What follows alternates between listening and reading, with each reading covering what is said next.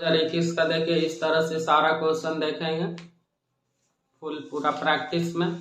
उसके बाद 2 महीना तो एग्जाम का टाइम रहेगा। 2 महीना के बाद क्या करना है, आपको तैयार हो जाना है। ठीक है, ये नहीं कि अभी फॉर्म भर दिया उसके बाद क्या सोचिएगा ना कि पढ़ेंगे तो फिर रिजल्ट नहीं होगा। तो अभी से तैयार हो जाइए, कोई दिक्कत ही नहीं होगा। तो अभी प्रीवियस ईयर का आपको क्वेश्चन देखना है पूरा। आपको देखिए ध्यान से, पहला क्वेश्चन देखिए तो किस तरह का 2021 में पूछा गया था। ठीक है, ध्यान से देखिए। लिखा हुआ यदि 30 का 45% प्लस लिखा हुआ 2x बराबर 15 का 35% प्लस 45 का 20%, तो पूछा गया है x का वैल्यू क्या है, यह ना पूछा गया। तो आपको इस तरह का क्वेश्चन दिया हुआ है। तो देखिए जीडी का पहला क्वेश्चन जो 2021 में आया था वो क्वेश्चन में पूछा गया था ऐसे, 30 का 45% प्लस 2x दिया हुआ है, अब बराबर में दिया हुआ था 15 का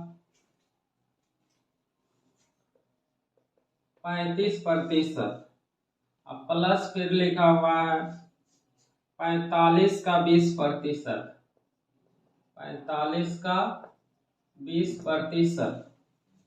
तो पूछ दिया है कि x का वैल्यू क्या होगा, ये आपको क्वेश्चन में दिया हुआ है और ये आपको इसमें से x का मान निकालना है। तो ध्यान से देखिए, इसको जल्दी से कैसे करिएगा।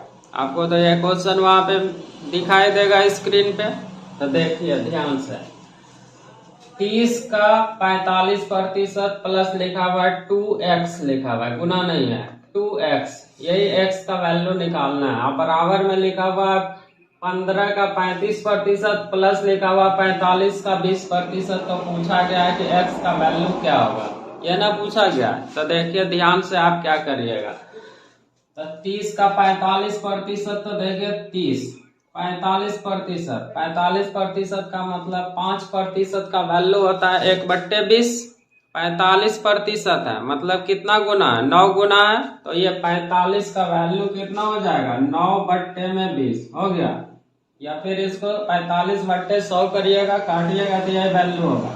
फिर प्लस लिख दीजिए, फिर यहाँ पे 2x है ना, बराबर दिया हुआ 15 का 35% का मतलब गुना होता है 35% लिखा हुआ है। 5% का वैल्यू आप जानते हैं 1/20 होता है, और 35% लिखा हुआ है मतलब कितना गुना है, 7 गुना है। तो 7 गुना है तो मतलब 7/20 हो जाएगा।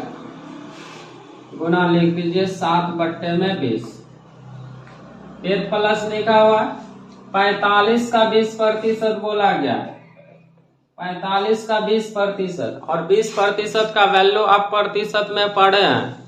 20% बराबर कितना होता है 1/5। 1/5 कर दीजिए तो गुना हो गया 1/5। जल्दी से इसको काट उठ दीजिए। तो देखिए ये 5 से काटिएगा, ये 9 हो गया। इसको 5 से काटिएगा, 5 दिया 15 हो जाएगा। 5 से काटिएगा तो कितना हो जाएगा, 4 हो जाएगा ना। अब देखिए इधर भी काट दीजिए, सॉल्व कर दीजिए। ये कट गया, 0 से 0 कट गया ना। ध्यान से देखिए, अब देखिए इसको इधर ये तो 2x का वैल्यू निकालना है ना, गुना है। तो इसको क्या करिएगा, उधर भेज दीजिए। तो पहले इधर वाले को सॉल्व करते हैं। तो देखिए 3 गुना 7 कितना होगा, 21/4। और यहाँ पे क्या हो जाएगा +9, मतलब हो गया कितना 21/4 और +9 हो गया। और इसको भेज दीजिए उस साइड, इसको भेज दीजिएगा तो 9 × 27/2 होगा। तो प्लस में है तो माइनस हो जाएगा, कितना 9 × 27/2। अब एलसीएम आप ले लीजिए, ये 2x बराबर इतना हो गया ना। इसको रहने दिए और इसको उधर भेज दिए। अब सॉल्व आपको करना है। तो देखिए सॉल्व कर दीजिए। तो आप एलसीएम ले लीजिएगा, यही का एलसीएम होगा ना। 4 और 2 का एलसीएम लीजिएगा तो एलसीएम हो गया 4। अब देखिए इससे भाग लगाए 1 होगा तो ये हो गया कितना 21। अब इससे इसमें गुना, इसमें नहीं कुछ तो 1 है, ये 4 हो जाएगा तो 9 चौके कितना हो जाएगा 36 हो जाएगा, माइनस हो जाएगा कितना, यहाँ पे इससे भाग लगाइएगा 2 बचेगा, 2 से गुना होगा 27 दूना 54 हो गया, 54 हो गया। अब इसको सॉल्व कर दीजिए तो देखिए ये कितना हो, ये दोनों जुटेगा और ये घटेगा तो इसको जोड़िएगा तो ये 57 हो गया, 57 हो गया, 57 हो गया। ये दोनों को जोड़े तो अब 57 में से 54 घट जाएगा तो कितना होगा 3 होगा, 3 बट्टे में हो गया 4, 3 बट्टे में कितना हो गया 4, कितना बराबर हुआ है ये 2x का वैल्यू हुआ है 3/4। अब x का वैल्यू पूछा गया था, x बराबर क्या हो जाएगा, ये 2 कहाँ चला जाएगा भाग में हो जाएगा तो बराबर हो जाएगा 3/8। यही आपका क्या हो गया आंसर हो जाएगा। ठीक है, तो वहां पे जल्दी जल्दी सॉल्व करिएगा। आपको तो यहाँ पे स्टेप स्टेप सिखा के आज सॉल्व कर रहे हैं, वहां पे फास्ट करना है तो कोई कुछ भी क्वेश्चन में नहीं है। यहाँ पे आप चाहते हैं तो यहाँ पे स्टेप को जंप कर सकते थे, यहीं पे सॉल्व कर सकते थे, यहीं पे निकल जाता। आप यहाँ लिखे हैं तो ये x बराबर जल्दी से बोल देते हैं 3/8 होता। फिर अगला क्वेश्चन देखिए,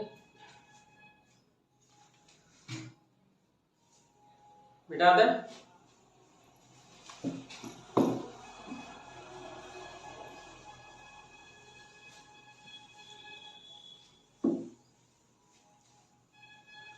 अगला क्वेश्चन देखते हैं।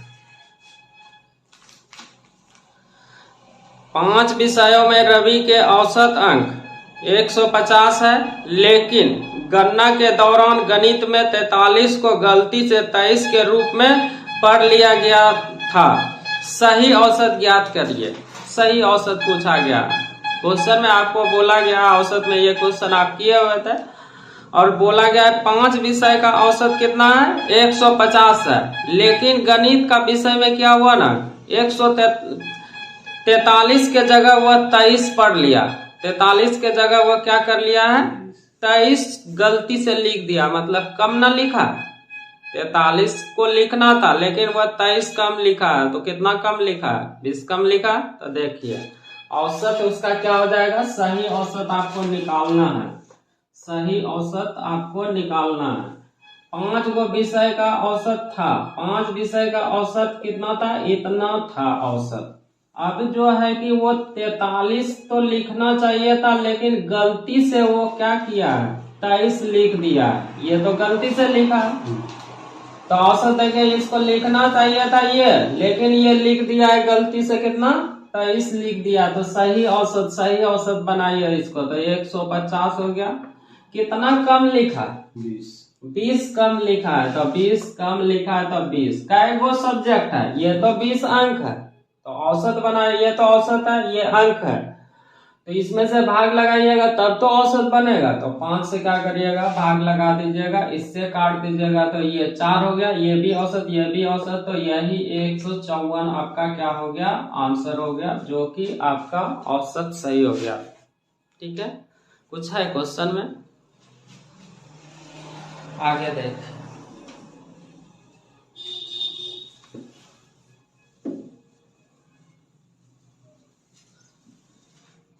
सब क्लास से ही रहेगा, आपको कोई तकलीफ नहीं होगा। क्वेश्चन कभी का पूछा हुआ रहे, कोई दिक्कत नहीं है। देखिए आगे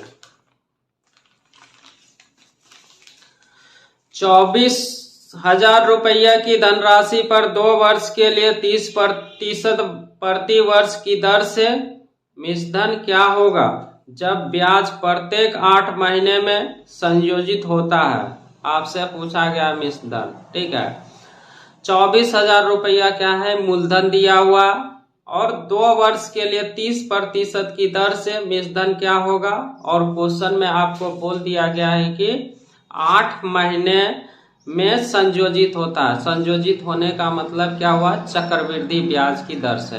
तो देखिए यहाँ पे आपको सीखना क्या है कि यहाँ पे 8 महीने में दे दिया है और 2 वर्ष के लिए बोला गया है, तो यहाँ पे आपको रेट और टाइम मिल जाएगा, तो क्वेश्चन आराम से बना दीजिएगा। तो पहले आपको रेट और टाइम पता करना है।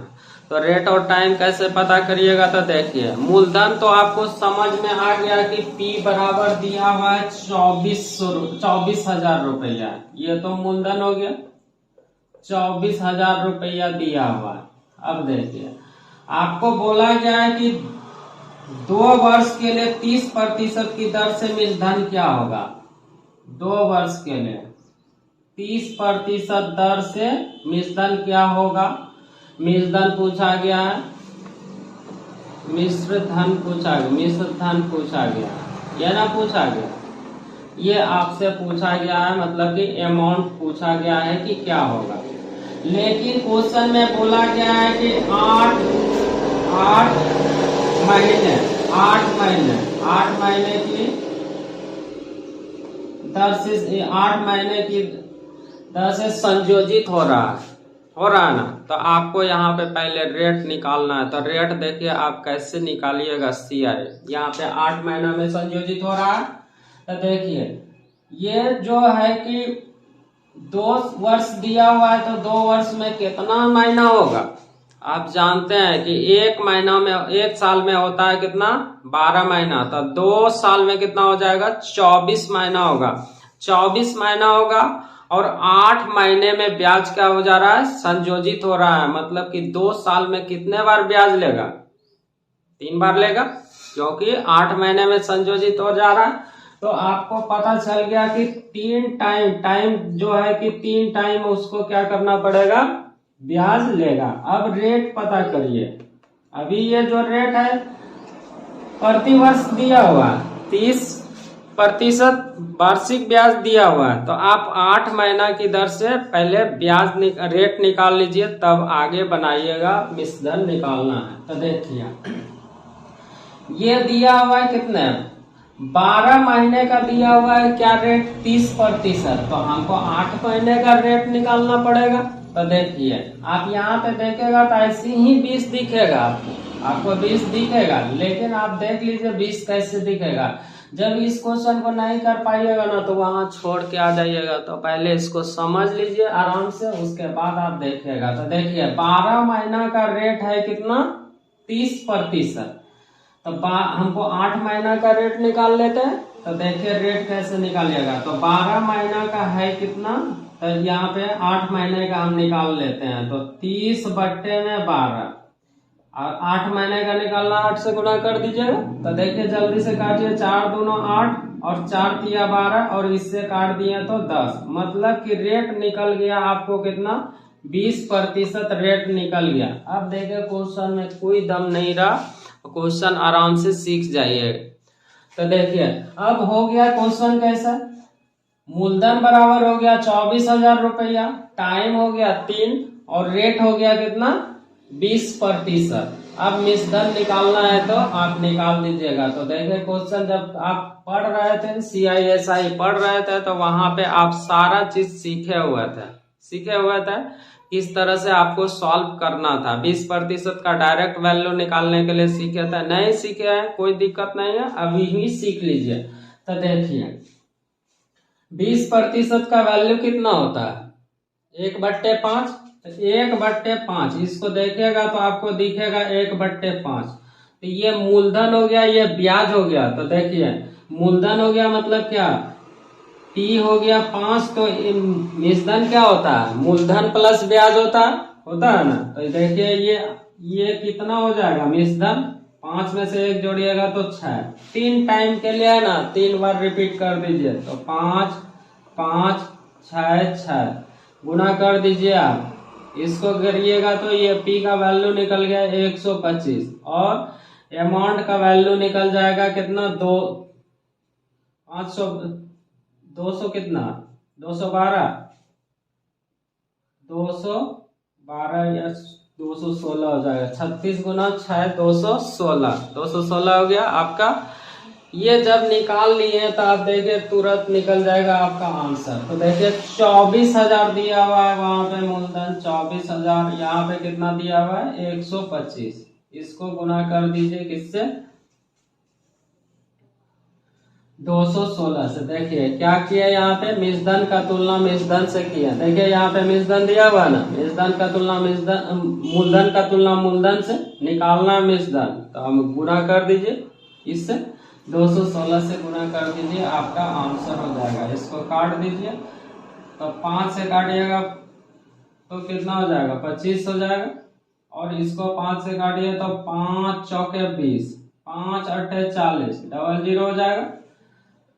25 से काटिएगा, फिर 5 से काट दीजिए, 5 से काटिएगा 5 9 45, बचेगा कितना यार 3, तब 5 6 30, 0 हो जाएगा। फिर 5 से काट दीजिए, 5 1 5 6, फिर बचेगा 4, अब 5 9 45, अब 5 दूना 10। अब जल्दी से गुना कर दीजिएगा, आपका क्या हो जाएगा, आंसर हो जाएगा। तो इसका आंसर आपका ऑप्शन में दिया हुआ 41, गुना कर दीजिए, ये वाला आपका आंसर हो जाएगा 41 47 2। इतना ही करना था। यहाँ पे सीख रहे हैं, जब सीखा हुआ रहता तो ये सब आपको करना नहीं था, आप आराम से कर देते, या फिर ऐसे भी कर सकते हैं। इस क्वेश्चन को आपको करना है तो जहाँ सीख गए हैं तो 3 साल का डायरेक्ट आप 20% से निकाल के भी कर सकते थे, जो कि आपको सिखाए थे वहां पे 3 इयर्स का निकालने के लिए कैसे। तो आप यहाँ पे क्या किए, कुछ टाइम पता कर लिए, टाइम के बाद रेट पता कर लिए, रेट पता करने के बाद यहाँ पे मूलधन का तुलना मूलधन से निकालना है, उससे गुना कर दिए, आपका आंसर हो गया। आगे देखिए,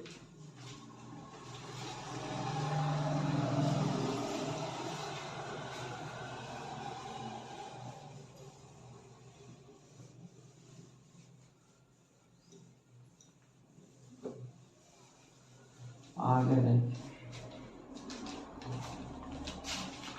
देखिए क्वेश्चन में क्या बोला गया। ये क्वेश्चन दिया हुआ है कि निम्न प्रश्न में प्रश्न चिन्ह के स्थान पर क्या होगा। क्वेश्चन आपको इस तरह से लिखा हुआ है, ये भी आपका कैलकुलेशन वाला क्वेश्चन है। लिखा हुआ है 209 भाग लिखा हुआ है 19, और फिर लिखा हुआ है प्लस रूट अंडर 36, अब माइनस लिखा हुआ है 27, और भाग लिखा हुआ है 9। तो ये प्रश्न चिन्ह के स्थान पे क्या होगा, ये आपसे क्वेश्चन में पूछ दिया है। तो देखिए इसको कैसे आप सॉल्व करिएगा।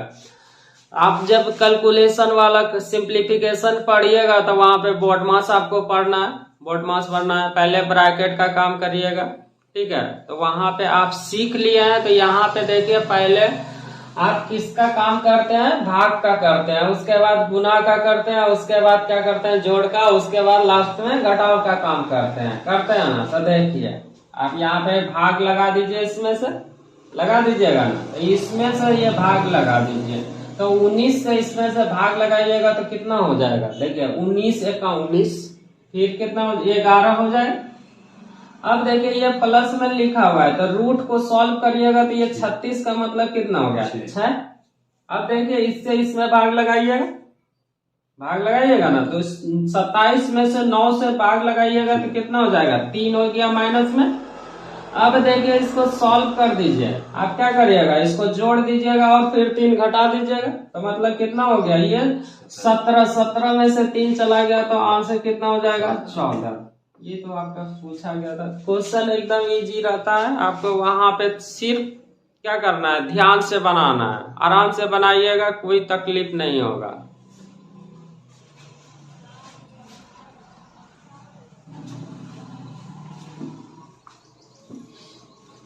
आगे देखिए,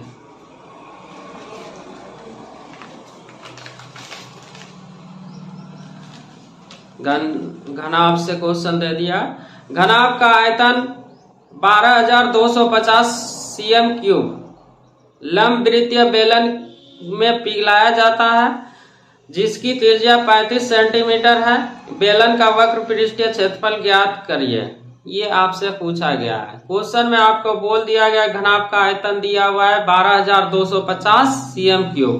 लंब वृत्तीय बेलन में पिघलाया जाता है, जिसका त्रिज्या मतलब बेलन का त्रिज्या दिया हुआ है 35 सेंटीमीटर। तो पूछा गया है कि बेलन का पृष्ठीय क्षेत्रफल क्या होगा, ये आपसे पूछा गया वक्र पृष्ठीय क्षेत्रफल।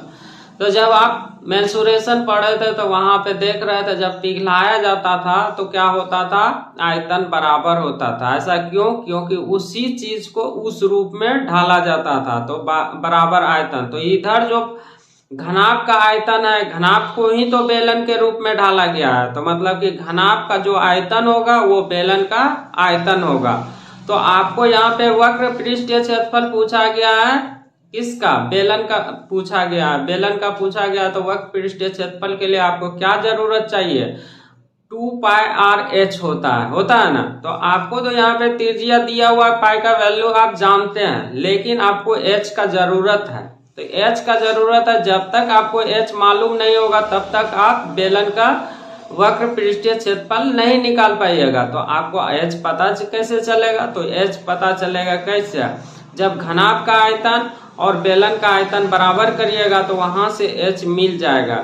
तो बेलन का आयतन होता है 2πr/h, तो वहां पे r दिया हुआ है तो h निकल जाएगा। तो पहले तो आप h निकालिएगा, उसके बाद आपको क्या करना है, बेलन का वक्र पृष्ठीय क्षेत्रफल निकालना है। तो देखिए यहाँ पे आयतन दिया हुआ है घनाभ का, घनाभ का आयतन बराबर किसका हो जाएगा? बेलन का आयतन, बेलन का आयतन। ये लिख देते हैं, लेकिन ये लिखने का आपको जरूरत नहीं है, क्योंकि पहले ही सीख लिए हैं जब किसी चीज को दूसरे रूप में डाला जाता है तो आयतन क्या होता है? बराबर होता है। तो घनाभ का आयतन दिया हुआ है 12,250, तो 12,250 दिया हुआ है घनाभ का आयतन, और इसका बेलन का आयतन होता है कितना है? 2πr। बेलन का आयतन होता है πr²h, πr²h। तो πr²h होता है इसका आयतन। तो यहाँ पे पाई का वैल्यू रख देते हैं 22/7 r²। और बेलन का आयतन के लिए आपको त्रिज्या दिया हुआ 35 सेंटीमीटर, तो 35 गुना 35 कर दिए। h आपको यहाँ से नहीं मालूम है, h निकलेगा। तो देखिए इसको काटिए, 7 से काटिएगा, 5 बार में कट गया ना। अब देखिए कुछ और भी कट रहा है, 5 से काट दीजिए, 5 से काटिएगा तो इसको काटिए, 5 दूना 10, यहाँ पे 2 हो जाएगा, फिर 5 चौके 20, फिर 2 बचेगा, 5 25 और 1 0, फिर 5 से काटिए, ये हो जाएगा 7, 5 से काटिएगा तो 5 चौके 20, 4 बचेगा, 5 9 45, 0 बचेगा, फिर ये 7 से देखिए कट जाता है, 7 7 49, मतलब कितना हो गया? 70 हुआ। और तो कुछ नहीं बचा हुआ, नहीं ना बचा हुआ, और भी कुछ काटिएगा, काट दीजिए। तो ये हो जाएगा कितना? 11 हो जाएगा, और ये हो जाएगा 35। तो मतलब कि h बराबर कितना हो गया? देखिए ये गुना है तो 35 बट्टे में कितना हो गया? 11 हो गया h का वैल्यू। अब निकालिए बेलन का वक्र पृष्ठीय क्षेत्रफल। तो बेलन का वक्र पृष्ठीय क्षेत्रफल क्या होता है? 2πr/h। तो वक्र पृष्ठीय क्षेत्रफल बोला गया, वक्र पृष्ठीय क्षेत्रफल बेलन का, इसका होता है क्या? 2πr/h। तो देखिए 2 तो रहने दीजिए, 22/7 हो गया, 22/7। r का वैल्यू दिया हुआ है बेलन का कितना? 35 दिया हुआ है, और h अभी कितना निकाले हैं? 35 बट्टे में कितना? 11। तो 35 बट्टे में 11, यही ना होगा? हाँ ठीक है, 35 बट्टे में 11। जल्दी से काट दीजिए, कुछ गड़बड़ हो गया, काटने में गड़बड़ लग रहा, देखते हैं। इससे काटिएगा, ये 5 हो गया, इससे काटिएगा तो इससे ये कट जाएगा, कितने बार में? 2 बार में कट जाएगा। अब देखिए कितना हो गया? 5 2 दूनी 4, 4 पंचे 20, 20 गुना 35, 20 गुना हो गया कितना? 35। जल्दी से इसको सॉल्व करिए, 35 दूना 70 और 1 0, इतना cm² आपका क्या हो जाएगा, आंसर हो जाएगा। तो देखें कितना आराम से आपका क्वेश्चन सॉल्व हो गया। तो आपको वहां पे सिर्फ समझना है कि हमको क्या चीज पूछा गया है, क्या निकालना है। तो सारा चीज आपको सीख लिए हैं, तो सिर्फ देखिए आप कैसे कैसे कर रहे हैं, सारा क्वेश्चन आपका सॉल्व हो जाता है आराम से, कोई तकलीफ नहीं होगा। तो फिर आगे देखिए।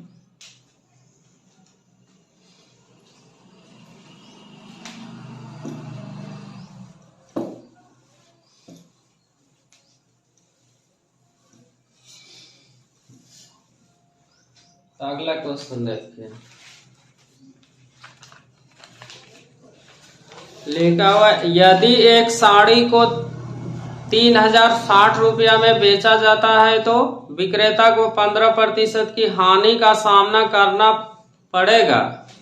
20% लाभ प्राप्त करने के लिए उसे किस मूल्य पर उस साड़ी को बेचना चाहिए। मतलब आपसे क्या पूछा गया, विक्रय मूल्य पूछा गया। एक बार वो अगर साड़ी को 3060 रुपया में बेचता है तो 15% का हानि होता है। तो 15% हानि का मतलब आप सीखे थे जब लाभ हानि पढ़े थे। तो क्रय मूल्य होगा 100, तो विक्रय मूल्य होगा कितना, 85, और हानि कितना है, 15। तो देखिए इससे आपको पता चल गया कि 15% हानि का मतलब समझ गए। और 20% क्या बोला गया, लाभ पर बेचा जाता है। 20% लाभ का मतलब क्रय मूल्य 100, तो विक्रय मूल्य कितना, 120, तभी तो लाभ होगा उसको 20। तो ये आपको पता चल गया। तो देखिए क्वेश्चन में आपको बोला गया है कि 30-60 रुपया में बेचा जाता है, मतलब विक्रय मूल्य ना दिया हुआ, 30-60 दिया हुआ है, विक्रय मूल्य सेलिंग प्राइस दिया हुआ है 30-60, ये विक्रय मूल्य दिया हुआ। और 15% हानि का मतलब विक्रय मूल्य कितना, 85। तो ये विक्रय मूल्य दिया हुआ, तो विक्रय मूल्य का तुलना किससे करिएगा, विक्रय मूल्य से करिएगा। तो 85 से तुलना कर दिया, निकालना है उससे गुना कर दीजिए। तो क्वेश्चन में बोला गया कि 20% लाभ पर उस साड़ी को कितना में बेचा जाएगा, कितना में उस साड़ी को बेचा जाएगा, 20% लाभ। 20% लाभ का मतलब कितना हो गया, विक्रय मूल्य 120। यहाँ तो विक्रय मूल्य का तुलना विक्रय मूल्य से कर दिए, आप 30-60 का तुलना कर दिए 85 से, निकालना 20% पे विक्रय मूल्य कितना, तो डायरेक्ट गुना कर दीजिए किससे, 120 से। आपका सॉल्व होके आंसर निकल जाएगा। तो काट दीजिए, 5 से काटिएगा तो 17 हो जाएगा, फिर 6 हो गया, 6×5 = 30, फिर 1 हो जाएगा, और फिर कितना हो जाएगा, 6×5 = 30, फिर एक बार में लगेगा, फिर 12 हो गया ना। और फिर कुछ काटने का कोशिश करिए, 17 से ही काटिए, 17 से काटिएगा, 17×5 = 85, नहीं लगा, 17×4 = 68, नहीं, 17×3 = 51, 3 बार में 51 हुआ है। अभी बचा है कितना, 51, मतलब 10 बचा, 17 छक दियो तल से, तो ये इतना हो गया 36 गुना 12 कर दीजिए, तो 36 गुना 120 कर दीजिएगा, आपका आंसर हो जाएगा। तो कर देते, तो 12 छक 72 हो जाएगा, 72 के 2 हो गया, बच गया कितना, 7, फिर 12×3 = 36, 36 और 7, तो कितना हो जाएगा, 36 और 7 43 हो जाएगा। ये 43-20 आपका क्या हो जाएगा, उस साड़ी को कितना में बेचना पड़ेगा, 43-20 में, यही आपका क्या हो जाएगा, आंसर हो जाएगा। हो गया, समझ गए।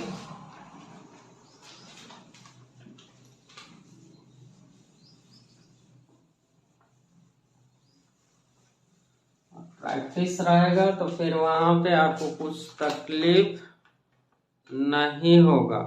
आगे देखिए,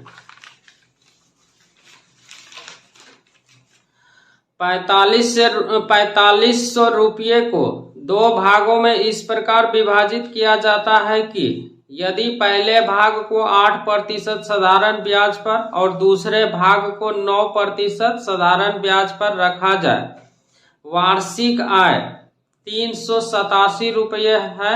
दूसरा भाग क्या है, मतलब इकट्ठे उसको 4500 रुपया है, और उसको जो है कि एक भाग को क्या करता है 4500 रुपया में 8% साधारण ब्याज पे देता है और दूसरे को 9% साधारण ब्याज पर देता है, तो उसको क्या होता है आय होता है। आय होता है का मतलब क्या, वो जो पैसा लगाया उसके एवज में उसको क्या मिला है आय हुआ, उसके एवज में जो मिलता है जो मूलधन रहता है वो क्या कहलाता है ब्याज कहलाता है। तो यहाँ पे जो 387 रुपया दिया है वो क्या है ब्याज है। तो उसमें से बोला गया है कि जो दूसरा धन है 4500 में वो कितना लगाया गया था।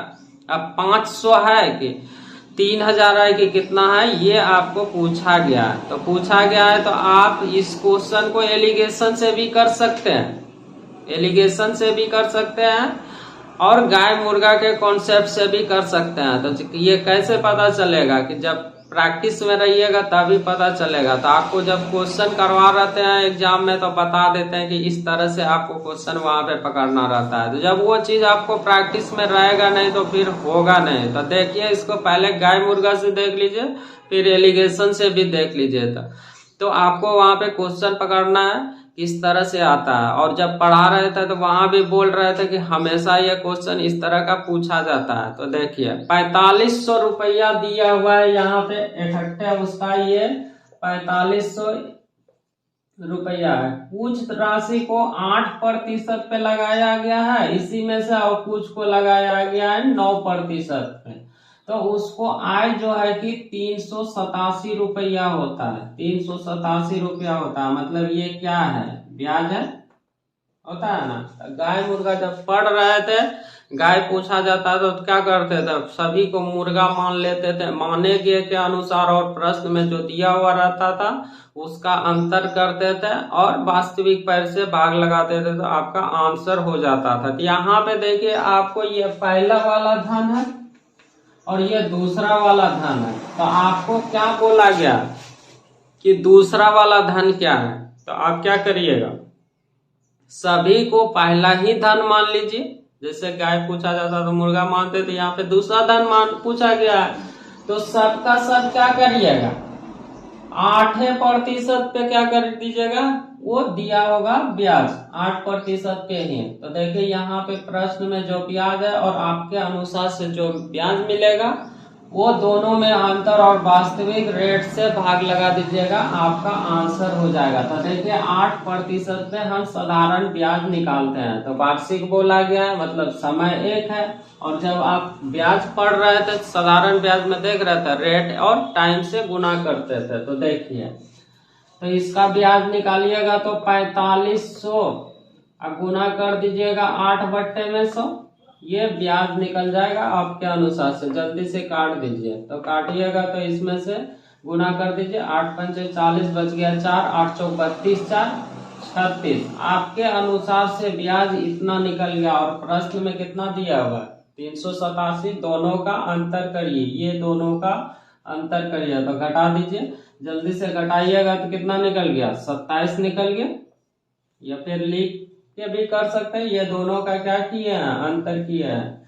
तो ये अंतर निकल गया 27। और रेट में अंतर कितने का एक का है, तो ये प्रतिशत में है। तो प्रतिशत हटाइएगा तो ये 100 होगा, ये प्रतिशत हटाइएगा तो क्या होगा 100 होगा। तो यही आपका क्या हो गया आंसर हो गया कितना 2700 रुपया जो है कि इस दूसरा वाला धन जो है वो 2700 रुपया था। एलिगेशन से भी करिएगा तो देख लीजिए एलिगेशन से आपका कैसे बनेगा। देखिए ये 4500 रुपया दिया हुआ, ये तो देखिए कितना आराम से बन गया। क्वेश्चन में कुछ दम था कुछ दम नहीं था। तो देखिए एलिगेशन से आप करिएगा तो देखिए कैसे करिएगा।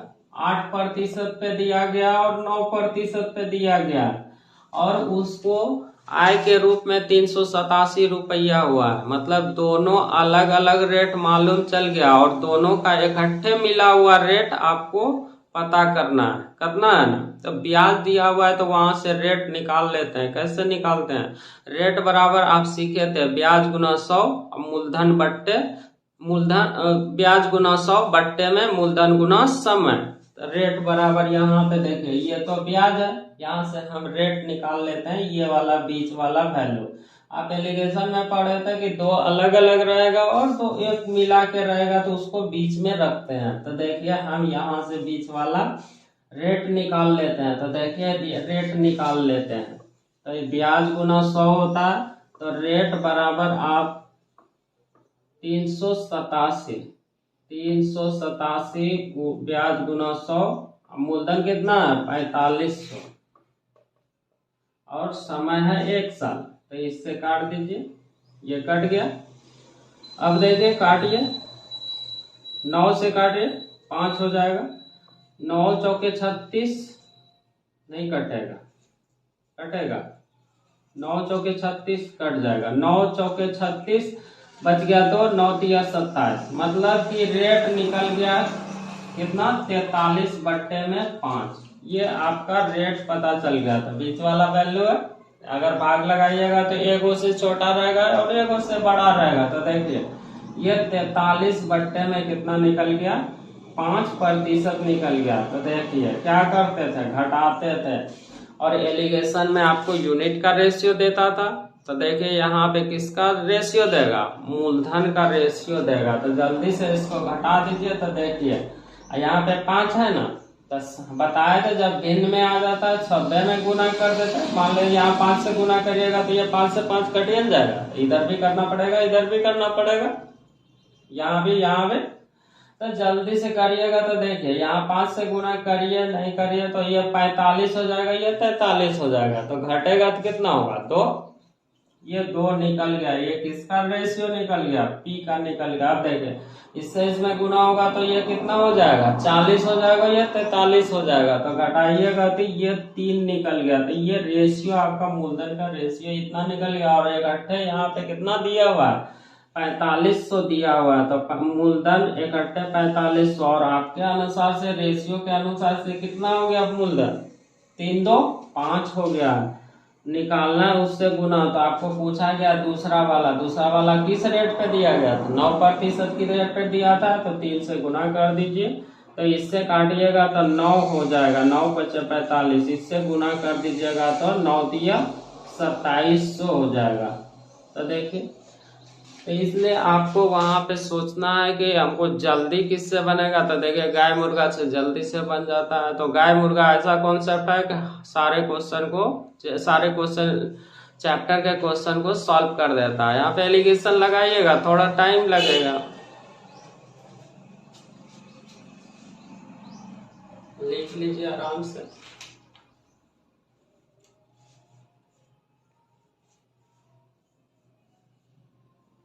हो गया ना, हो गया तो आगे देख।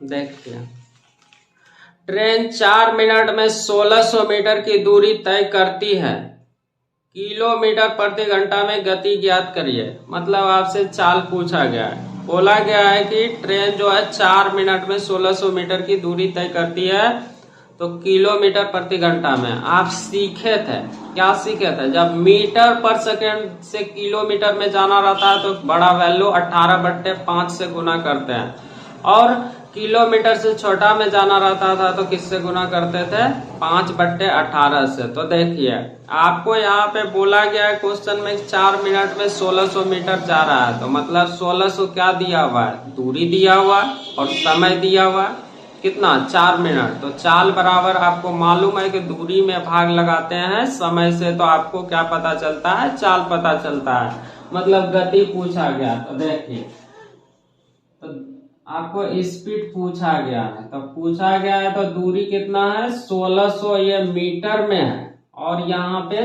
4 मिनट बोला गया है। तो मीटर पर सेकंड होता है ना, 4 मिनट को सेकंड में बना दीजिए। तो 4 मिनट को सेकंड में बनाने के लिए क्या करिएगा, 1 मिनट में 60 सेकंड होता है, तो 60 से यहाँ पे गुना कर दीजिए। तो ये क्या हो गया, मीटर पर सेकंड में हुआ। लेकिन आपसे क्वेश्चन में क्या पूछा गया, किलोमीटर प्रति घंटा में। तो मीटर पर सेकेंड से किलोमीटर में जाने के लिए आप 18/5 से गुना करते हैं। तो 18/5 से आप गुना कर दीजिए। तो देखिए काट दीजिए, ये कट गया 0 से 0, इससे काटिएगा तो 6 या 18 हो जाएगा।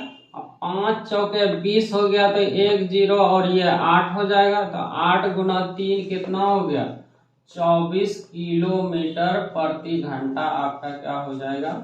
आंसर हो जाएगा। तो ऐसा क्वेश्चन आप टाइम डिस्टेंस में देखे थे कि नहीं देखे थे? जब क्वेश्चन वहां पे करवा रहे थे तो बोल रहे थे कि ऐसा ही रहेगा, सेम खाली नंबर चेंज होता है, क्वेश्चन तो वही रहता है।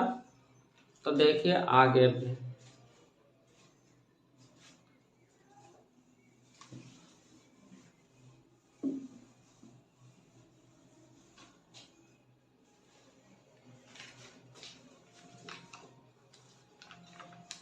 देखिए, यदि 48 वस्तुओं का क्रय मूल्य 48 वस्तुओं का क्रय मूल्य 32 वस्तुओं के विक्रय मूल्य के बराबर हो तो लाभ प्रतिशत ज्ञात करिए। ये आपसे पूछ दिया गया। क्वेश्चन ये बराबर रहता है, हर एग्जाम में रहता है। वहां भी जब क्वेश्चन आप लाभ हानि का पढ़ रहे थे तो वहां भी बोले थे, और यहाँ पे भी देख लीजिए वही क्वेश्चन आया हुआ है। बोला गया है कि 48 वस्तुओं का क्रय मूल्य 32 वस्तुओं के विक्रय मूल्य के बराबर है, तो लाभ प्रतिशत बताइए। लाभ या हानि प्रतिशत निकालना रहता है तो क्रय मूल्य और विक्रय मूल्य का रेशियो सिर्फ निकाल लीजिए। रेशियो निकाल लीजिएगा, आपका आंसर हो जाएगा। तो देखिए क्वेश्चन में बोला गया 48 वस्तुओं का क्रय मूल्य, 48 वस्तुओं का क्रय मूल्य, 48 क्रय मूल्य सीपी लिख दिया, और बोला गया है कि 32 वस्तु के विक्रय मूल्य एसपी के बराबर है।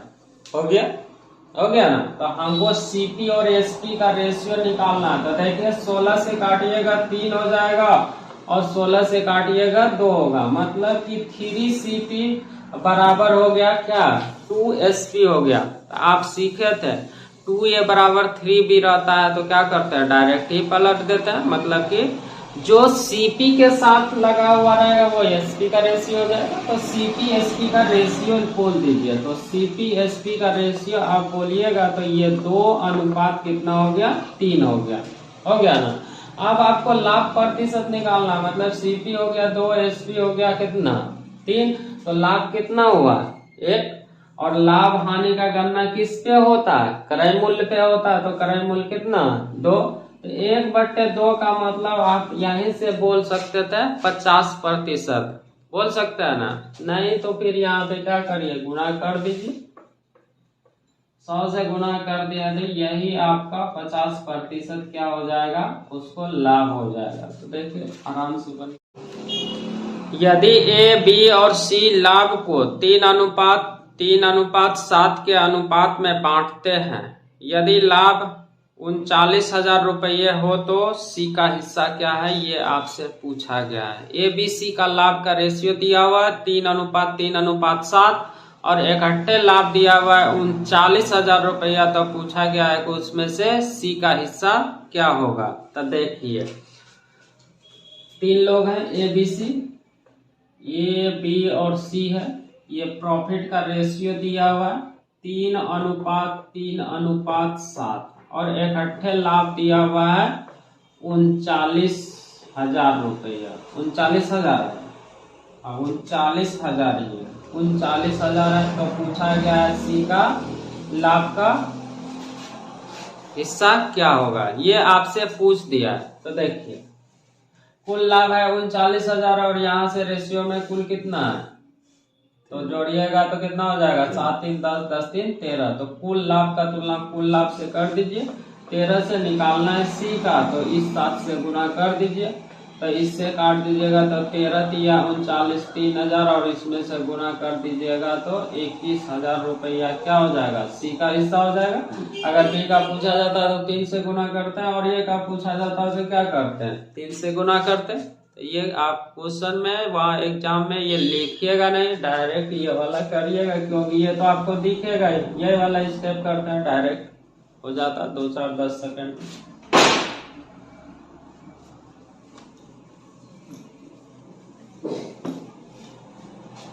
आगे देखिए, एक समबाहु त्रिभुज का परिमाप 132√3 cm है। फिर समबाहु त्रिभुज की ऊंचाई ज्ञात करिए। तो पूछा जा रहा है ऊंचाई ज्ञात करिए। समबाहु त्रिभुज, जब त्रिभुज आप पढ़ रहे थे तब वहां पे देखे थे समबाहु त्रिभुज किसको बोलते थे, वैसा त्रिभुज जिसका सभी भुजाएं आपस में बराबर हो, समबाहु त्रिभुज। तो परिमाप बराबर भी आप वहां पे देखे थे। परिमाप क्या हो रहा था, सभी भुजाओं का योग हो रहा था। तो यहाँ पे आपको ऊंचाई पूछा गया, परिमाप दिया हुआ है आपको कितना, 132√3। ये है समबाहु त्रिभुज, है ना। ये भी बराबर, ये भी बराबर हो गया। इसका परिमाप दिया हुआ है, समबाहु त्रिभुज का परिमाप आप पढ़े थे, क्या हो रहा था, परिमाप समबाहु त्रिभुज का परिमाप, समबाहु त्रिभुज का परिमाप बराबर आप पढ़े थे परिमाप 3 इंटू भुजा। ये क्या है, भुजा है, और इसके बराबर आपको वैल्यू दिया हुआ है। कितना दिया हुआ, 132√3 दिया हुआ है और 3a गुना कर दिए, ये भुजा। तो देखिए इसको काट दीजिए, इससे काटिएगा तो ये कितना बार में कटेगा, 4 बार में कटेगा। 4 बार मतलब कि a का वैल्यू निकल गया कितना, 44√3, इतना cm निकल गया। आपको भुजा पूछा जाता तो यही आंसर होता, लेकिन आपसे पूछ दिया क्या, समबाहु त्रिभुज का ऊंचाई बताइए। तो समबाहु त्रिभुज का ऊंचाई बराबर आप जानते हैं, ऊंचाई बराबर आप जानते हैं, क्या जानते हैं, √3/2 इंटू ए होता है, √3/2 गुना भुजा। तो देखिए ए का वैल्यू निकल गया, ये तो रख दीजिए, सॉल्व कर दीजिएगा, आंसर हो जाएगा।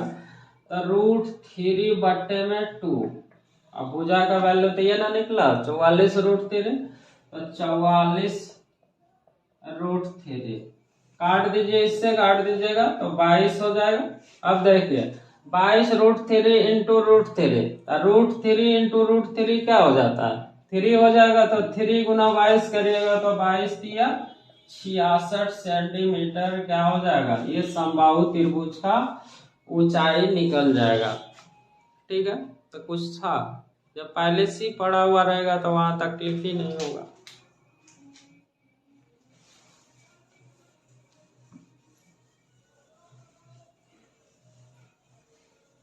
जब पढ़वे नहीं करिएगा तो कोई तकलीफ नहीं होगा। तो आगे देखिए,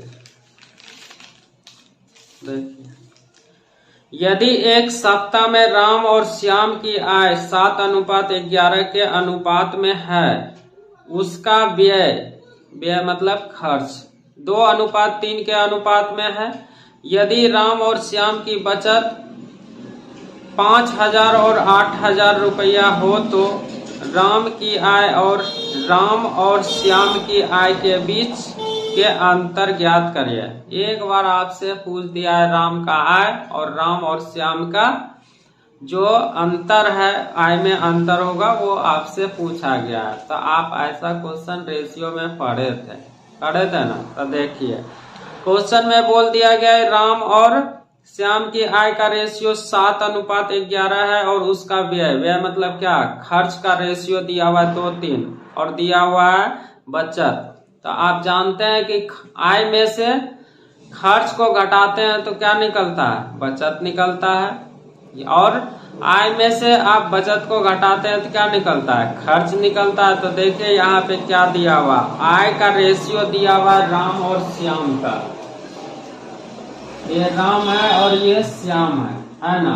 तो इसका आय का रेशियो दिया हुआ है, आय का रेशियो यहाँ पे क्वेश्चन में दिया हुआ है, कितना दिया हुआ, 7:11 दिया हुआ है। और क्वेश्चन में बोला गया है कि बचत, अगर राम बचत कितना का करता है, 5,000 का ये बचत करते हैं और ये कितने का, 8,000 का बचत करते हैं। ये कितने का कर रहे हैं, 8,000 का बचत करते हैं ना।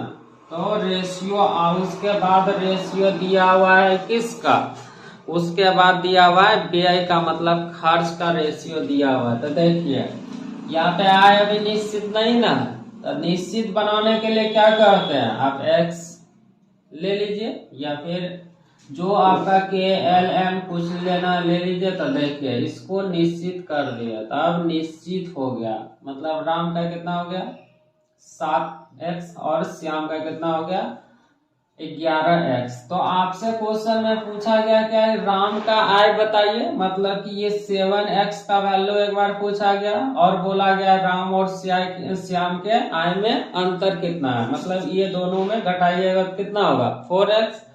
एक बार 7x का वैल्यू निकालना है, एक बार 4x का वैल्यू निकालना है, तो x मालूम होगा तभी तो निकालिएगा और यहाँ पे रख दीजिएगा। अगर 100 होता तो ये कितना होता 700। तो x का वैल्यू निकालते हैं, तो देखिए कैसे निकालिएगा। आप जानते हैं कि उधर दिया हुआ है किसका, राम और श्याम का दिया हुआ है, राम और श्याम का दिया हुआ है खर्च का रेशियो। खर्च का रेशियो कितना दिया हुआ है 2:3 दिया हुआ है। तो आप जानते हैं आय में से बचत को घटाते हैं तो क्या निकलता है, खर्च निकलता है। खर्च निकलता है तो देखिए घटा दीजिए, आय में से इसको घटा दीजिए, तो 7x में से 5000 को घटा दिए तो ये किसका निकल गया, ये राम का निकल गया व्यय, मतलब खर्च निकल गया। और इधर देखिए इसमें से घटा दीजिएगा जल्दी से, तो 11x माइनस 8000 घटा दिए तो ये किसका निकल गया, श्याम का निकल गया खर्च। दोनों तो उसी का है, इसीलिए क्या करिएगा बराबर कर दीजिएगा।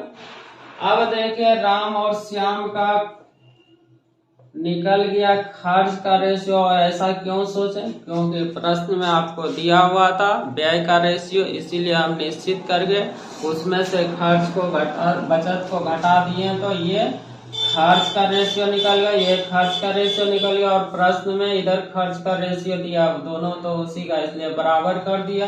अब देखिए जब दो अनुपात आपस में बराबर हो जाता है तो समानुपात कहलाता है। तो समानुपात का रूल है नजदीक का गुना नजदीक से, दूर का गुना दूर से कर दीजिए। तो देखिए एक ही बार कर रहे हैं, तो 11 दूना 22, 11 दूना 22x और ये 21x सेम डायरेक्शन है, प्लस हो जाएगा घट जाएगा। सेम डायरेक्शन में क्या होता है घट जाता है। तो 11 दूना 22 और 7 21, मतलब 22 में 21 घटेगा तो कितना हो जाएगा x हो जाएगा, x हो जाएगा। आप देखिए इसको करिए, 8 दूना 16 और 5 तिया 15, 16,000 और 15,000 दोनों सेम डायरेक्शन में घटेगा, तो मतलब x का वैल्यू कितना निकल गया 1000 निकल गया x का वैल्यू। आपसे क्या क्वेश्चन में पूछा गया, आपसे पूछा गया है क्वेश्चन में कि राम का आय क्या है और राम और श्याम के आय में अंतर कितना है। तो राम का आय यही ना है, तो 7x का हो गया कितना 7000 हो जाएगा एगो आंसर। और दूसरा बोला गया दोनों में अंतर कितना है, तो 4x ना, तो 4x, तो 4x का वैल्यू पूछा गया था, तो कितना हो जाएगा 4000। यही आपका 7000 और 4000 क्या हो जाएगा आंसर हो जाएगा। आगे देख लीजिए,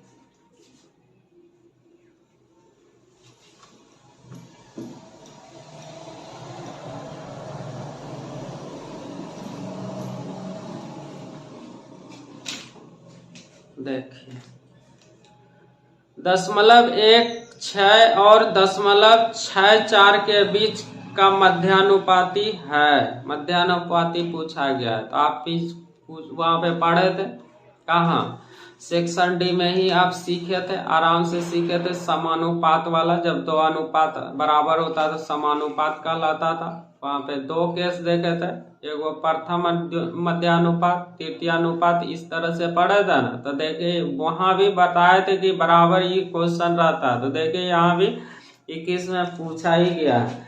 क्वेश्चन में बोला गया है कि 0.16 और 64 का मध्यानुपात, मध्यानुपात यह ना बोला गया, मध्यानुपात बराबर वाट, ये आपसे पूछा गया था। आपको बताए थे कि मध्यानुपात मतलब बीच वाले को क्या करते हैं रिपीट करते हैं। मध्यानुपात पूछा गया मतलब बीच वाला वैल्यू आपको नहीं दिया हुआ, नहीं ना दिया हुआ। तो देखिए 1.6 मध्यानुपात मतलब x वाला वैल्यू नहीं दिया हुआ है तो अनुपात x, यही ना मध्यानुपात आप माने, इसी को दो बार रिपीट करते हैं तो x हो गया अनुपात 0.64। तो अब देखिए दो अनुपात आपस में बराबर हो गया तो समानुपात कहलाएगा। तो नजदीक का गुना नजदीक, दूर का गुना दूर से कर दीजिए। तो x स्क्वायर बराबर हो गया कितना 0.16 गुना हो जाएगा 0.64 हो जाएगा ना। अब देखिए x बराबर, आप देखिए ये यहाँ पे स्क्वायर है, इधर जाएगा तो क्या होगा रूट हो जाएगा, तो इसका रूट निकालिएगा तो 0.4, तो 0.4 और इसका 64 का निकालिएगा तो 0.8 गुना कर दीजिएगा तो 8 चौके 32, यही आपका क्या हो जाएगा आंसर। सब किया हुआ।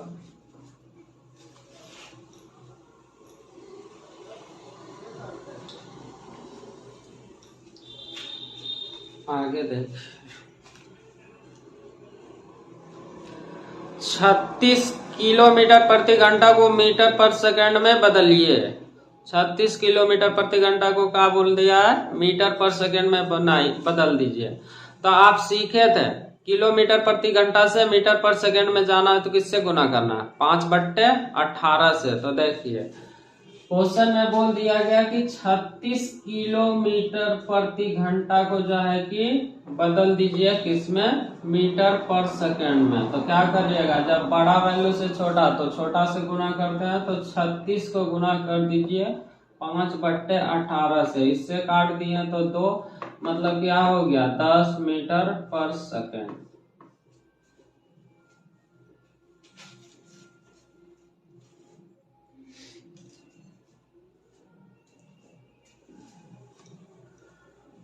सेम क्वेश्चन आपका बुकलेट में भी था कि नहीं था। देखिए आगे 500 मीटर लंबी ट्रेन 1 मिनट में 1000 मीटर लंबे सुरंग से गुजरती है, तो किलोमीटर प्रति घंटा में ट्रेन की गति क्या है। ट्रेन की गति मतलब क्या पूछा गया, स्पीड पूछा गया। तो आप सीखे थे टाइम डिस्टेंस पढ़ रहे थे, ट्रेन वाला पढ़ रहे थे, तो आदमी को पार कर रहा था, खंबा को पार कर रहा था, कोई पुल को पार कर रहा था, तो वहां पे पुल का लंबाई ले रहा था। लेकिन आदमी पेड़ हो या फिर खंबा हो या लाइन का खंबा हो, उस कंडीशन में आप उसका लेंथ लेते थे, नहीं लेते थे। कब लेते थे, सुरंग का लेते थे, पुल का लंबाई लेते थे, प्लेटफॉर्म का लंबाई ले रहे थे। तो देखिए यहाँ पे आपसे क्या बोल दिया गया, 500 मीटर लंबी एक ट्रेन, मतलब ट्रेन का लंबाई दिया हुआ है 500 मीटर, 1 मिनट में 1000 मीटर लंबे सुरंग को पार कर जाती है। तब पूछा गया है ट्रेन का स्पीड किलोमीटर प्रति घंटा में क्या होगा। तो यहाँ पे क्या करना पड़ेगा, उस सुरंग का लंबाई भी पार करेगा और ट्रेन खुद के लंबाई को पार करेगा। तो मतलब कुल लंबाई कितना हो जाएगा 500 और 1000 जोड़िएगा तो वो लंबाई हो जाएगा। और समय दिया हुआ है 1 मिनट, तो लंबाई मीटर में दिया हुआ है कितना 500 प्लस 1000, 500 प्लस 1000 जोड़ दीजिएगा तो 1500, ये लंबाई हो गया। और स्पीड बराबर आप जानते हैं दूरी में भाग लगा दीजिएगा समय से। तो 1 मिनट बोला गया, ये है किसमें मीटर में, ये जोड़ दिया 500 प्लस 1000 को जोड़ दिया। तो 1 मिनट को सेकंड में बना दीजिए तो ये 60 से गुना कर दिया ना। तो ये मीटर पर सेकंड आपका स्पीड हो गया है। लेकिन आपसे पूछ दिया है किलोमीटर प्रति घंटा में, तो मीटर पर सेकंड से किलोमीटर में बड़ा वैल्यू 18/5 से गुना कर दीजिए। इससे ये कट गया, 6 से काटिएगा 6 तिया 18, और इससे काटिएगा तो 5 तिया 15, तो 30 गुना 3 करिएगा तो 90 किलोमीटर प्रति घंटा ट्रेन का स्पीड हो जाएगा। हो गया ना। तो आगे भी देख लीजिए, हो गया तो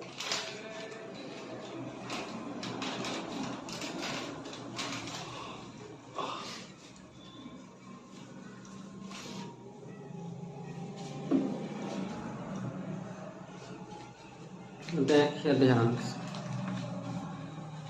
एक काम को पूरा करने में दानिश डॉली की तुलना में 25% अधिक कुशल है। यदि एक साथ काम पूरा करने में उन्हें 20 दिन लगते हैं, दानिश अकेले उस काम को कितने दिनों में पूरा करेगा, ये पूछा गया है। क्षमता वाला क्वेश्चन आपको सिखा दिया, तो देखिए वही क्वेश्चन यहाँ पे वैसा ही पूछा गया। क्या बोला गया, दानिश डॉली की तुलना में 25% अधिक कुशल है। मतलब डॉली क्या है, काम करने में धीमा है, और दानिश क्या है, ज्यादा है, 25% अधिक है। मतलब क्षमता दिया हुआ यह है दानिश और इधर है डॉली। इससे क्या है, 25% अधिक कुशल है। मतलब ये है 100, तो ये कितना 125, तो ये क्या हो गया, ये आपका क्षमता हो गया। तो इसको काटिएगा तो ये आपको दिखेगा 4 और ये 5, 4 और 5 क्षमता का रेशियो पता चल गया है। और आप सीखे थे जब दिन निकालना रहता था क्या पता करते थे, वर्क मालूम रहता था, उसके क्षमता से भाग लगा देते थे, निकल जाता था। तो ये तो खैर क्वेश्चन में आप निकाल लिए कि 4 और 5 क्या है, क्षमता है। और क्वेश्चन में बोला गया है कि दोनों मिलके 20 दिनों में करता है। तो आप वर्क निकालते थे क्या करते थे, दिन को क्षमता से गुना करते थे तो वर्क पता चल जाता था। तो यहाँ पे समय दिया हुआ है दोनों का कितना, 20 दिन दिया हुआ है। तो 20 दिन दिया हुआ है तो 20 को गुना कर दीजिए किससे, क्षमता से, तो ये क्या निकल जाएगा, वर्क निकल जाएगा। तो यहाँ पे दोनों का 20 है, तो 5 और 4 कितना हो गया, 9। ये वर्क पता चल गया। आपसे बोला गया है कि दानिश कितने दिनों में करेगा, तो जब वर्क मालूम चल गया तो वर्क में क्षमता से भाग लगा दीजिए। तो इस 5 से क्या करिएगा, भाग लगा दीजिए। तो 5 से काटिएगा तो 4, मतलब कि 36 दिन उसका क्या हो जाएगा, आंसर हो जाएगा।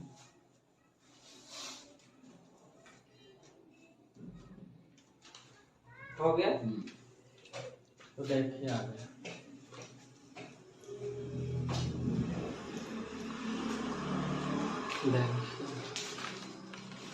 यह भी क्वेश्चन आता है बराबर, जब नहीं देखा हुआ रहेगा ना तो वहां पे बनेगा नहीं। लिखा हुआ यदि बहुलक 8 है और माध्य माइनस माध्यिका बराबर 12 है तो माध्य का मान ज्ञात करिए। ये आपसे पूछा गया है। देखिए क्वेश्चन में आपको ऐसा बोल दिया गया है कि यदि बहुलक 8 है, बहुलक जो है 8 है, और क्वेश्चन में बोला गया है कि माध्य माइनस माध्यिका बराबर कितना है, 12। तो पूछ दिया है क्वेश्चन में आपसे क्या कि माध्य बराबर बताइए, माध्य बराबर क्या होगा ये बताइए। जब क्वेश्चन पहली बार कोई देखेगा ना तो समझ में ही नहीं आएगा कैसे होगा। ये भी क्वेश्चन आपको वहां पे हो गया है। तो देखिए क्या करिएगा, बहुलक बराबर 8 दिया हुआ है, माध्य माइनस माध्यिका बराबर 12 दिया हुआ है। तो पूछा गया कि माध्य बताइए। तो देखिए आप सीखे थे बहुलक बराबर 3 माध्यिका माइनस 2 माध्य, ये आप सीखे थे। तो देखिए वहीं से आपको सॉल्व करना। ये तो खैर क्वेश्चन में ही दिया हुआ इतना दूर तक, आपको यहाँ पे दिमाग इतना सा ही लगाना था कि बहुलक बराबर आप जानते हैं, बहुलक बराबर आपको पता है 3 माध्यिका माइनस 2 माध्य, ये मालूम रहता तभी ये क्वेश्चन आपका सॉल्व होता है। ये आपको पता होना चाहिए था। ये जब आपका पता रहेगा तो देखिए क्वेश्चन कितना आसान से बन गया। ये देखिए तो आप क्या सीखे अभी, बहुलक बराबर 3 माध्यिका माइनस 2 माध्य होता है। यहाँ से भी क्वेश्चन बनता है। तो देखिए आपको ये दिया हुआ था क्वेश्चन में, आपको माध्य निकालना है। तो देखिए ध्यान से क्वेश्चन में, तो देखिए ये बराबर आप यहाँ पे कितना दिया हुआ, 8 तो दिया हुआ, हम उधर 8 लिख दे, तो इधर हम 8 लिख देते हैं। लिख दिए, इसके बराबर 8 लिख दिए। अब देखिए हमको माध्य पूछा गया और ये वाला तो क्वेश्चन में हमको दिया ही है, तो हमको माध्य पूछा है तो माध्यिका को हटा देंगे तो मेरा आंसर हो जाएगा। तो माध्यिका को हटाइए, देखिए कैसे हटाइएगा।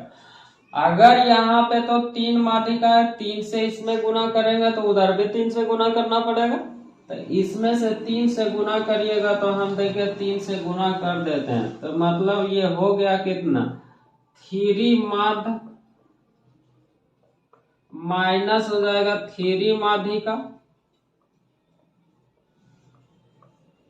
इधर जब 3 से इसमें गुना किए हैं तो उधर भी गुना करना पड़ेगा, तो 12 ही कितना हो गया 36 हो गया। अब देखिए अब क्या करिएगा, अब घटा दीजिए, तो देखिए घटाइएगा कि जोड़ दीजिए, ये तो कट ही जाएगा, तो जोड़ दीजिए, तो देखिए इससे ये और इससे ये कट गया। आप क्या कर रहे हैं, जोड़ रहे हैं।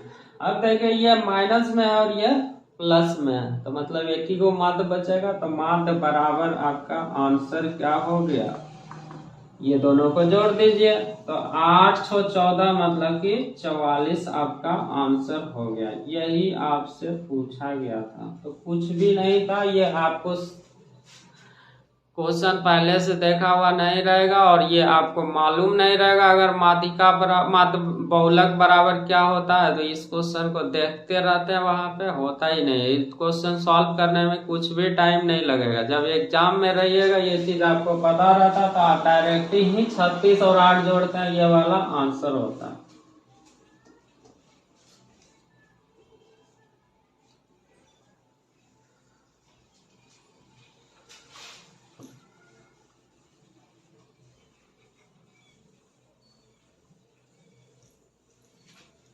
आगे देखिए,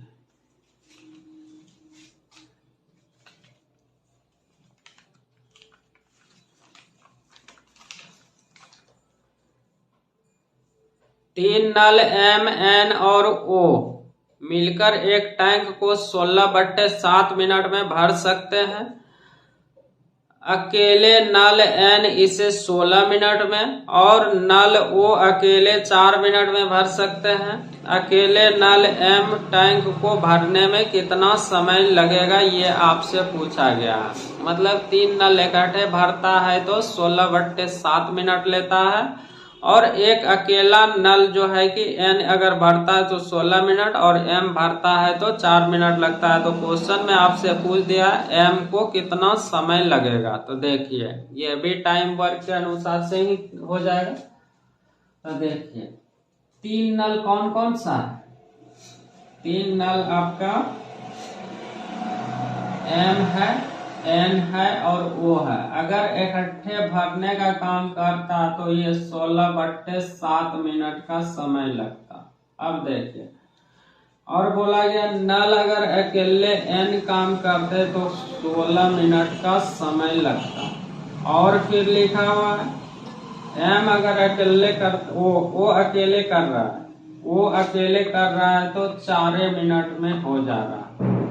तब पूछा गया है कि M जो है M को कितना समय लगेगा, ये पूछा गया। ये क्वेश्चन सेम आपका कैसा हो गया, 3 लोग कर रहा है, वहां पे 2 को का दिया हुआ था, ये वो कितने समय में करेगा, और पानी टंकी में ये क्वेश्चन आप किए हुए हैं। तो देखिए इसके लिए आप क्या करिएगा, टाइम वर्क में आप क्या करते हैं तो वहाँ वर्क पता करते थे, पानी टंकी में आप क्या करते हैं उसका कैपेसिटी पता करते हैं। तो कैपेसिटी पता कैसे होता था, जितना दिया हुआ रहता समय उसका क्या करते थे, एलसीएम लेते थे। तो देखिए ये भिन्न के रूप में है, तो ऊपर वाले का एलसीएम नीचे वाले का एचसीएफ। तो देखिए कैपेसिटी कितना हो गया 16 16 4, एलसीएम कितना हो गया 16 हो गया ना, ये 16 हो गया। दूसरा काम क्या करते थे, इसका क्षमता निकालते थे, तो इससे इसमें भाग लगाइएगा, 16 16 कटेगा, बचेगा कितना 7 बचेगा। इससे भाग लगाइएगा तो 1 बचेगा, मतलब N का क्षमता कितना हो गया 1, M का क्षमता कितना हो जाएगा 4 से भाग लगाइएगा तो 4 हो जाएगा। अब देखिए हमको पूछा गया M का क्षमता कितना हो जाएगा, देखिए ये इकट्ठे तीनों है 7, और यहाँ पे देखिए N का मान कितना 1 और O का कितना 4। तो जल्दी से इसमें से क्या करिएगा, ये दोनों को जोड़ के घटा दीजिएगा, तो इसका क्षमता कितना निकल गया 2।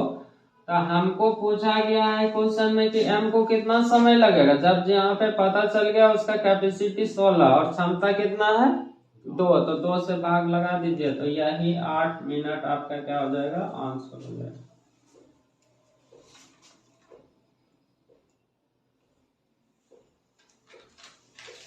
आगे देखते हैं।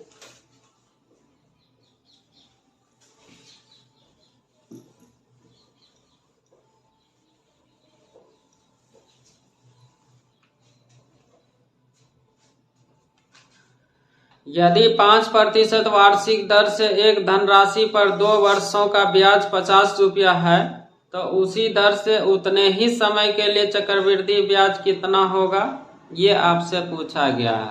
क्वेश्चन में आपसे बोल दिया गया है कि 5% दर से एक धनराशि पर 2 वर्षों का साधारण ब्याज कितना है, 50 रुपया है। मतलब ब्याज दिया हुआ है, तो ब्याज दिया हुआ है साधारण ब्याज कितना 50 और रेट दिया हुआ है 5%, समय दिया हुआ है 2 वर्ष। साधारण ब्याज में क्या होता है, ब्याज बराबर रेट इनटू टाइम। तो देखिए ये 5% दिया हुआ है, क्या रेट दिया हुआ है और समय दिया हुआ है आपको कितना 2 साल दिया हुआ है ना। और बोला गया है कि साधारण ब्याज जो है कि 50 रुपया है, तो इसमें से पूछा गया है कि साधारण ब्याज जब 50 है तो चक्रवृद्धि ब्याज बताइए। तो देखिए, तो यहाँ पे ये CI दिया हुआ और CI आप जानते हैं रेट इनटू टाइम होता है ना। तो देखिए 50 का तुलना किससे करिएगा, 5 गुना 2 10 से निकालना है, उससे गुना, और 2 साल का CI यानी तो SI हो गया कितना, SI हो गया 10, लेकिन CI कितना होता है, CI कितना होता है आप सीखे थे R² प्लस 2R, या फिर 5% का आप डायरेक्ट ही सीखे थे 10.25। तो 10.25 सीखे थे, तो क्या करिएगा इसी 10.25 से गुना कर दीजिएगा, आपका क्या हो जाएगा आंसर हो जाएगा। तो देखिए जल्दी से काट दीजिए, कट गया, गुना कर दीजिए,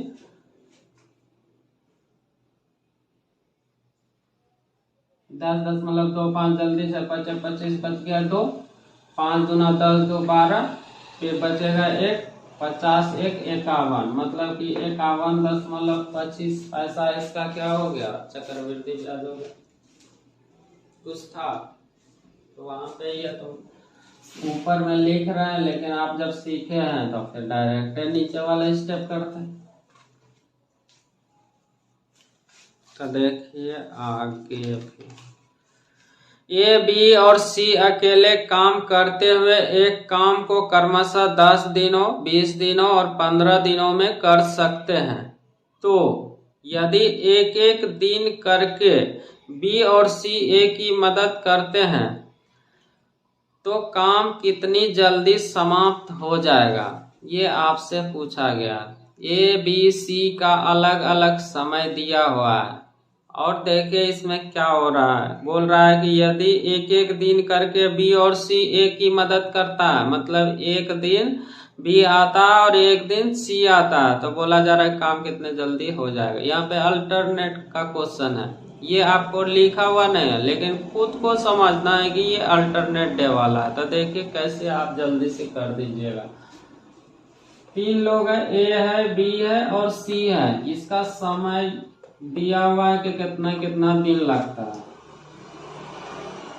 10 दिन और 20 दिन और 15 दिन लगता है। तो सबसे पहले समय दिया हुआ रहता है तो क्या करते हैं, वर्क पता करते हैं, 15 20 और 15, 10 20 और 15 का एलसीएम लीजिएगा तो वर्क मालूम चल जाएगा। वर्क कितना हो गया 60 ना, 60 हो जाएगा। दूसरा काम क्या करते हैं, क्षमता पता करते हैं।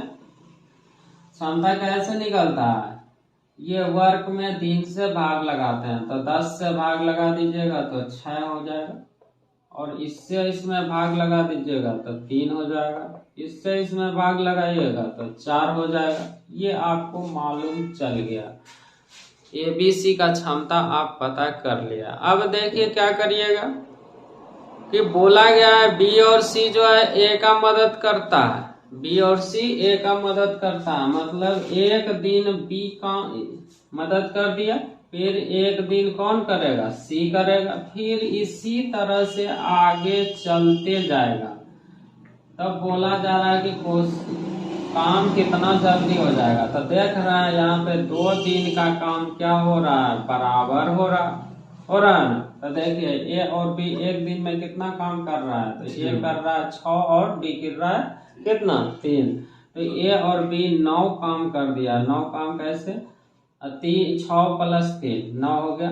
फिर देखिए ए और सी, तो ए कर रहा है कितना, ये कर रहा है 6 और सी कितना 4, तो 6 और 4 कितना हो गया 10। तो 2 दिन में कितना काम हुआ, 2 दिन में जोड़ दीजिए तो 10 9 19, टोटल काम कितना करवाना है 60 करवाना है। तो 19 3 57 ज्यादा हो जाएगा, अगर आगे लीजिएगा 19 3 19 चौके 76, 4 बार लीजिएगा तो ज्यादा हो जाएगा। तो ज्यादा आपको लेना नहीं है, इतना ही काम करवाना है, तो 3 से गुना कर दीजिए। तो 3 से किए हैं तो अभी 3 दूना 6 में कितना, 6 दिन में कितना काम हुआ 57 काम हुआ है। अभी आपके पास और कितना बचा हुआ है, 3 बचा हुआ है। तो 3 बचा हुआ है तो कौन करेगा, ये भी दोनों करेगा, तो प्लस हो जाएगा 3/9। तो देखिए ये 6 और इससे काटिएगा तो 1/3, मतलब कि हो गया 6 पूर्णांक 1/3 दिन क्या लगेगा, उसको समय लगेगा। तो आपको बताए थे अल्टरनेट डे वाला कि हमेशा क्वेश्चन रहता है, और इसको और अच्छा से देखना है तो वहाँ पे वीडियो मिलेगा यूट्यूब पे, बढ़िया से देख लीजिएगा। तो हमेशा रहता है, जितना भी आपको करवाएं कोई तकलीफ नहीं है। तो यहाँ पे भी आप सीख रहे हैं तो आराम से सीखिए, ध्यान से देखेगा तो यही सीख लीजिएगा, तो आगे आपको देखने का जरूरत नहीं होगा। क्वेश्चन यह भी रहता है, एक वस्तु का अंकित मूल्य 2400 रुपया है, 15%, 10% और x% के 3 क्रमिक छूट देने के बाद 1542.24 रुपया में बेचा गया, तो x का मान क्या है। मतलब जो वो छूट दिया गया है ना x%, उसी का वैल्यू आपसे पूछा गया। तो छूट बराबर आप पढ़े हैं, जब लाभ हानि पढ़ रहे थे तो उसी में डिस्काउंट वाला क्वेश्चन आप देख रहे थे।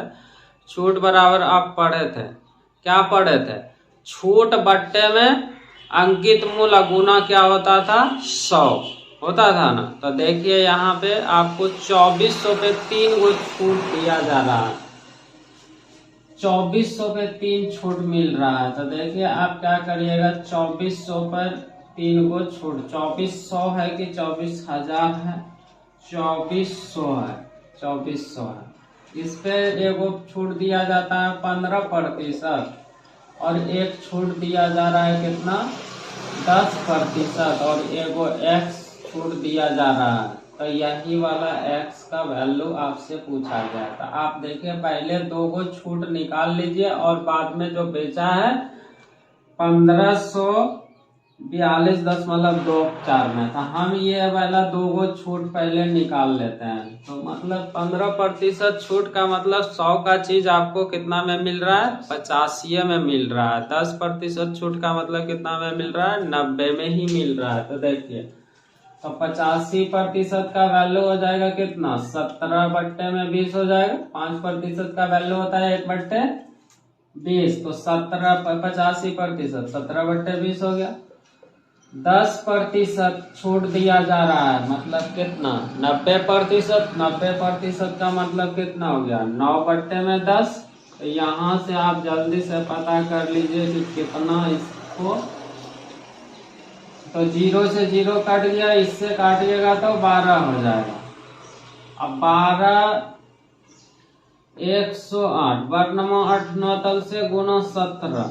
अब ये गुना करिएगा तो इससे पता चल जाएगा 17 8 36 से, 17 8 36 से बच गया 1, 17 1 18, 1836 रुपया। अभी आपको क्या पता चल गया है, ये 2 गो छूट देने के बाद विक्रय मूल्य पता चल गया।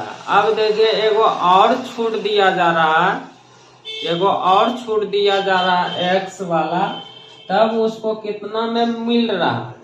तब उसको मिल रहा है कितना में? 115.4224 रुपया में मिल रहा है। मतलब इसी पे ना छूट दे रहा है। तो छूट किस पे दिया जाता है? अंकित मूल्य पे छूट दिया जाता है ना। अब जो ये वाला छूट दिया होगा, x% छूट देगा तो वस्तु कितना में मिल जाएगा? इतना में मिल जाएगा। तो देखिए छूट प्रतिशत बराबर आपको मालूम है छूट बट्टे में अंकित मूल्य गुना 100 करते हैं। तो देखिए कितना छूट दिया है, ये 1836 का वस्तु अब कितने में मिल रहा है? 1542.24 में। तो जल्दी से इसमें से घटा दीजिएगा तो आपको छूट पता चल जाएगा। मेरा कहने का मतलब है 120 का वस्तु आपको मिल गया 100 में, तो कितना छूट मिला? तो 20 मिला। आप क्या किए? तो 120 का में से माइनस किए 100, तो 20 पता चला। तो इसमें से घटा दीजिएगा तो छूट पता चल जाएगा। तो देखिए घटाते हैं तो ये हो जाएगा कितना? 70, 6, 76। अब देखिए यहाँ पे एक ले लिया 500, तो फिर 5 बचा, तो 5 में से चला जाएगा कितना? 2, तो 3 हो जाएगा। फिर देखिए यहाँ पे तो 13 हो जाएगा, एक इससे लेगा 13 में से जाएगा 4, तो 9, 4, 13 हो जाएगा। फिर देखिए एक निकल गया इससे, तो फिर बचा कितना? 7, 7, 2, इतना हो गया। अब बट्टे में क्या हो जाएगा? अंकित मूल्य कितना? 1836 प्रतिशत में बदल दीजिए 100 से गुना। इसको काट दीजिए, ये दशमलव से दशमलव कट जाएगा, इससे ये काटिएगा तो 16% आपका क्या हो जाएगा? आंसर हो जाएगा। यही छूट हो गया। ठीक है, देख लीजिए आप काट के।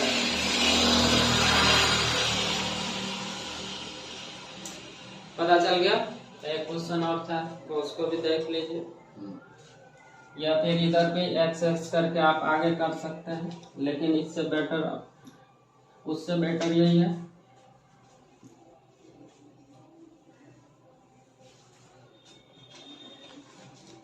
तो देखिए तो एक क्वेश्चन जो छोटा हुआ था वो वाला क्वेश्चन देखिए, आप बोल रहे थे कि छूट गया है। हाँ, ये क्वेश्चन भी बराबर रहता। 7800 में क्या जोड़ा जाए कि वह संख्या पूर्ण वर्ग बन जाए? ये आपसे पूछा गया। हो गया सर, देख लीजिए फिर से। 7800 में बोला गया है कि क्या जोड़ा जाए कि पूर्ण वर्ग बन जाए। ये पूछा गया ना। आपको ऑप्शन दिया हुआ रहेगा, इसमें से बोला गया 7800 में क्या जोड़ा जाए कि पूर्ण वर्ग बन जाए। तो देखिए इस क्वेश्चन को आप जल्दी से कैसे करिएगा, तो देखिए ध्यान से। 7800 दिया हुआ है तो इसका क्या करिएगा? वर्गमूल निकालिएगा। दो का जोड़ा लगाते हैं तो 9 बार में तो लगेगा नहीं, 8 ही 8 ही 64 हो गया। 64 हो गया, जल्दी से घटा दीजिए तो ये 4 हो जाएगा, ये 1 हो जाएगा, 100 हो गया। तो यहाँ पे देखिए ये वो 8 जोड़ देते हैं, 8, 8, 16 हो गया। अब 8 लगाइएगा तो यहाँ पे इससे थोड़ा कम हो जाएगा, तो 9 बार लगा दीजिए। तो 9 बार लगाइए, 9 में 81 बचा 8, 9 8 है, 9 6 54 और 8 62 के 2 हो गया, बच गया 6, 9 और 6 15। अब देखिए अगर यहाँ पे तो 1400 घटाया था तो मिला था, लेकिन अभी कितना 1521 हो गया। तो इसमें से अगर ये वाला संख्या होता टोटल, इसमें से जो जोड़ देते हैं तो ये पूरा वर्ग होता है। मतलब कि आपके पास तो 1400 ही है, लेकिन चाहिए कितना? 1521। तो कितना जोड़ा जाएगा इसमें? तो कैसे पता चलेगा? ये 1521 में से 1400 घटा दीजिएगा, तो घटाइएगा तो ये हो जाएगा कितना? 121। यही 121 को अगर इस संख्या में लाके जोड़ दीजिएगा तो पूरा क्या हो जाएगा? वर्ग बन जाएगा। ठीक है, तो इसका आंसर कितना हो जाएगा? 121। चलिए